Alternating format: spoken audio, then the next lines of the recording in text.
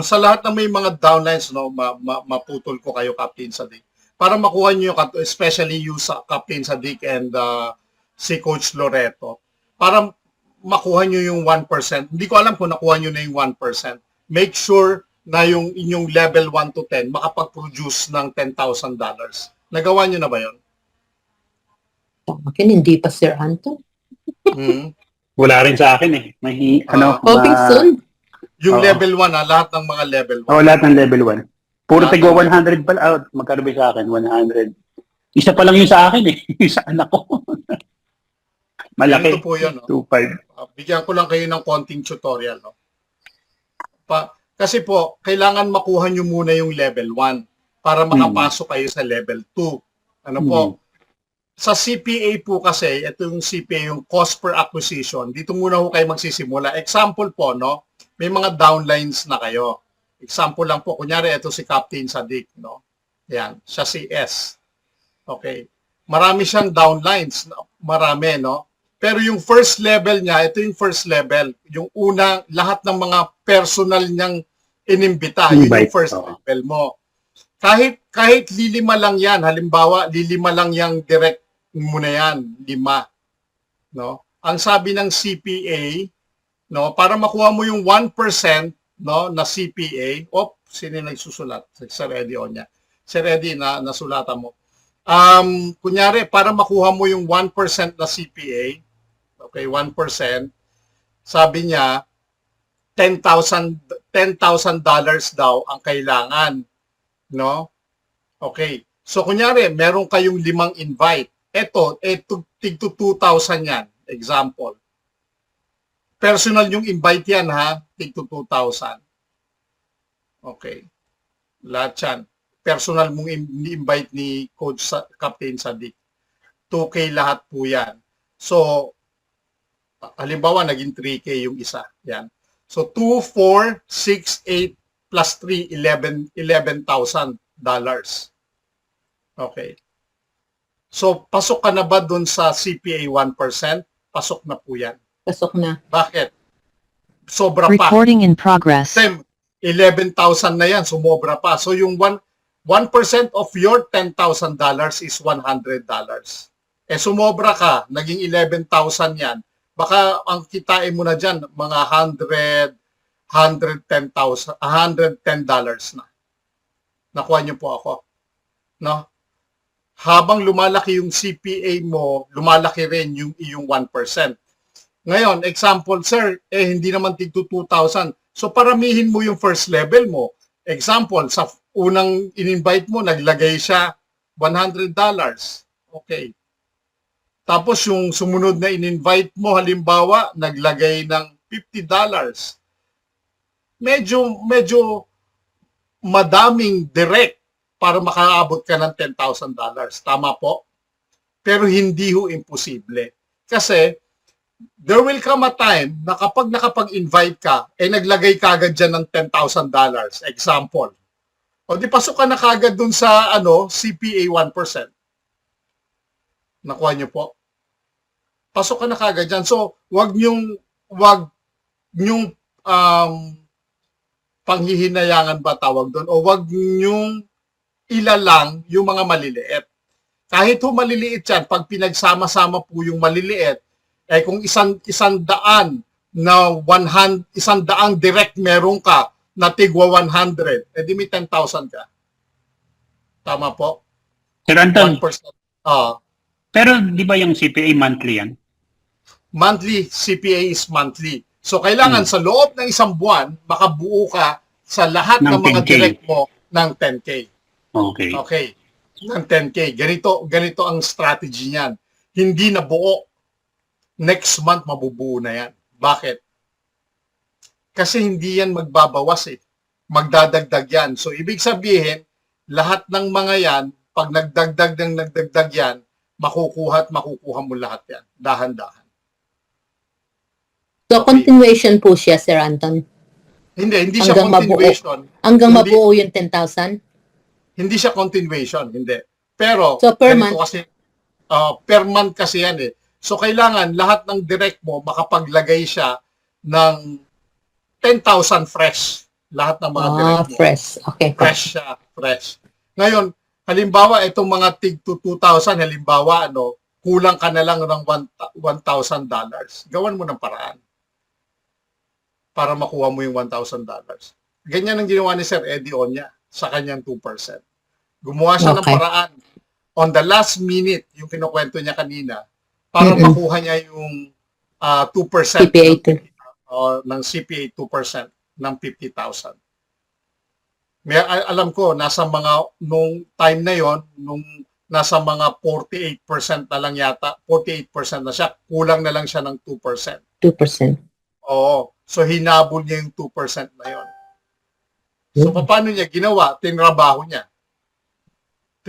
Kinausap niya siguro yung mga leaders niya, yung mga direct niya, magpasok ka ng ganito, ganyan. Ganyan din po yung ginagawa ko. No? Possible. Kunyari, kukunin ko yung 3.5%. Ano po? That's 200,000, example. Okay, 200,000. May 50-50 rule pa yan. Alam niyo po ba yung 50-50 rule? Ganito po yun eh. Kunyari, yung pinakita ni Sir Eddie Onya, sa 2%, may 50-50 rule. Ano yung 50-50 rule? Meron kang strong affiliate, which is yung kay Sir Eddie Onya, si Sir Danny. So, meron si Sir Danny halimbawa dyan, 180,000. 180,000 total sa structure ni Sir Danny. Strong niya yan, Yung the rest of the affiliates, magtutulungan. Whether it's your direct or indirect. Example, kunyari si Sir Eddie, ang kukunin niya 2%. 2% which is 50,000, 180 na to. Ang question, dapat nakuha na ni Sir Eddie, di ba? Kasi 180,000 na yung pumasok dito kay Sir Danny. Pero hindi yun ang bibilangin. Ito, total ni Sir Danny. Total din niya ni Sir Eddie. Ang bibilangin dito ay $25,000 lang. Yun lang ang kukunin. Okay. Sa 50,000, 50-50. So kalahati ng 50,000 magkano? 25,000. So kahit merong 180,000 dyan sa strong, dahil nandiyan si Sir Danny, 25,000 lang ang kukunin. Ngayon, the rest, dito kunyari, ang nasa kabila naman ni Sir Eddie Onya, halimbawa si Marisa, yung asawa niya, tapos nandito halimbawa sila Pastora, example ko lang yan tapos nandito halimbawa sila Pastor, example, mga ganyan. Etong lahat ng yan, lahat, kasi strong na to, pag sinabing strong, mag-isa lang yung taong yan, hindi niya na kailangan ng tulong mula dun sa iba. So ang magtutulungan, itong si Marisa, si Pastora, si Pastor, kung sino pa man, lahat ng mga yan, whether it's indirect o direct, lahat ng, kunyari, ang performance ni Marisa, halimbawa, 10,000. May mga tao din kasi yan, di ba? May mga tao yan. Kunyari, ang performance ng mga tao niya kasama si Marisa, 10,000. Tapos, si Pastora, halimbawa, ay 10,000 din, example. Kasi may mga tao din yan, di ba? Nagtutulungan. Okay. Etong Pastor, halimbawa, 10,000 din, sabihin na natin. Okay, anong sabi ng 50-50 rule?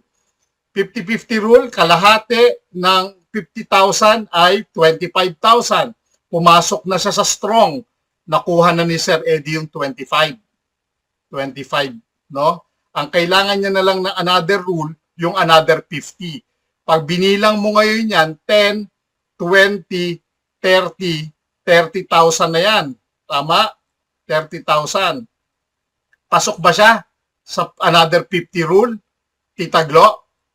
Pasok. Bakit? 25,000 lang ang kailangan So another 25. Makukuha ni Sir Eddie yung 50%? Yes. Makukuha niya ngayon yung 50%, yung 2%, makukuha niya yung 2%. Ngayon, ito monthly. Monthly po yan. So every month, makukuha mo yan. Ako po, yung 2%, hindi naman sa half of the month, nakukuha ko na po yan. Ngayon nga po, nasa 49% na po ako sa 2% na yan. Ngayon pa lang ng 8th of July. pagsampa po ng mga 15th niyan, mga 15 or 16th of July, 100% na po yan. Yung 2% na yan. Ang lagi kong hinahabol po yung 3.5%. Ngayon, last month po, hindi ko nakuha. Last month, hindi ko siya nakuha, yung 3.5%. Bakit po?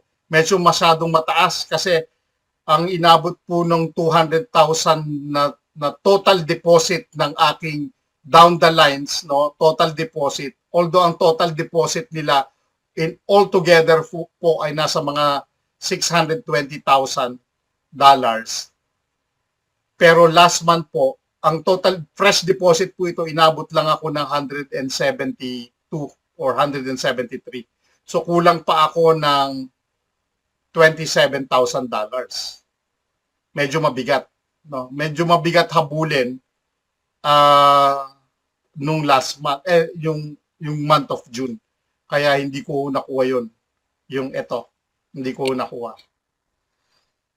Pero nung May po, nahabol ko yon, yung 3.5% na yon, nung month of May. So, ganun po, no?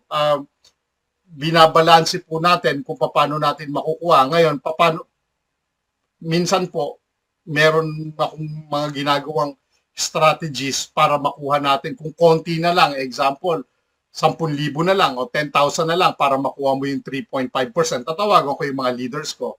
Alam niyo po ano yung ginagawa ko? Gusto niyo pong ituro ko sa inyo? Yes po. Kunyari si Sunil. Okay.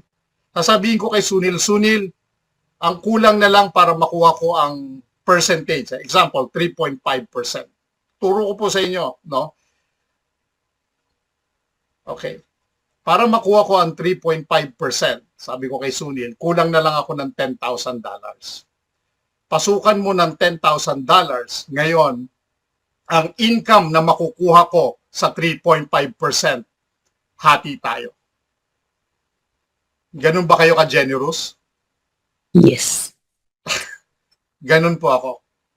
Hindi ho ako after sa money. I'm after for the welfare of my performance and my team. Nakuha niyo po? So, anong gagawin ni Sunil? Aba, maglalagay lang siya, pera rin naman niya yun eh. Nakuha niyo po? Pera niya rin yun. Nilagay niya. Naglagay siya 10,000. Okay, nakuha ko yung 3.5%.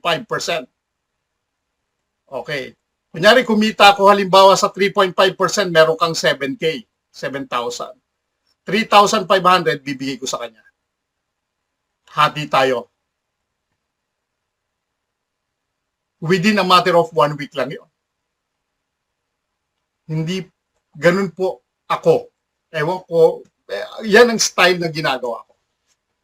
Hindi ko susuluhin yung isang income na alam kung merong nagtumutulong sa akin. Nakukuha niyo po ako. So, pwede niyo pong gawin yon, no? Bakit po? This is a people helping people business. Kaya nga po ako, I'm very, heart, nasasaktan ako kapag yung mga tao ko, merong plano, tapos hindi na i-execute. Kasi, pinlano naming maigi, magandang-ganda ng plano namin, tapos biglang mawawala. Nasasaktan ako. Bakit? Kasi sayang yung effort ko. Sayang yung pinlano ko namin, tapos hindi ma-execute. Ang ganda na ng plano eh. Kayang-kayang ma-execute eh, ng 101%. Pero hindi na nadadivert yung execution. Instead na mapapadali, isipin mo, dapat kumikita ng 16,000 pesos sa every week. Ngayon, 10,000 na lang. Nawala yung 6,000. Isipin niyo po yun. Nasisira yung plano pag ganon. So, kasi ako, very particular ako sa mga ganong bagay. Kasi ako, totoo yung tinutulong ko. Ngayon, dapat ganon din kaseryoso yung tinutulungan ko. Ngayon, pag hindi siya seryoso, hindi ako magiging seryoso. Kasi useless yung tinuturo ko kung hindi rin lang naman ifina-follow kung ano yung ginagawa ko. Diba? Ngayon, kung halimbawa, sir, gusto ko magkaroon ng ganito, then we planuhin nating dalawa. Tutulungan kita. Ganun din po ang gagawin ninyo sa team ninyo. planuhin ninyong dalawa para matulungan nyo. Ganun din. Kasi po bakit? Pag concern ka sa tao, no, lalago yan. Tatandaan nyo po yon. Lalago siya. Magkakaroon siya ng bagong pangarap. Ikaw, as a leader, pag nararanasan niya o natitikman niya yung pangarap na yon, masaya ka na para sa kanya. So, sana ganun din kayo. At alam ko, ganun kayo. No? Alam kong ganun kayo. So, ganun po yung gagawin ninyo. Dahan-dahan, paano nyo gagawin. No? At seryoso ninyong gagawin yung negosyo. Kasi seryoso talaga po ako. Tita Glo. Ayun lang. Tama Ayun naman lang. po. Tama. Tama. Ganun po ako. Kaya I'm very emotional when it comes to my team. I'm very emotional when it comes to my team. Kasi kung ganun po ang ano ninyo, helping people naman talaga tayo, no? Ganun din po ang gagawin ng mga team ninyo. Kaya po Tama. yun ang umpisa ng paglaki ng mga paglaki ng mga team.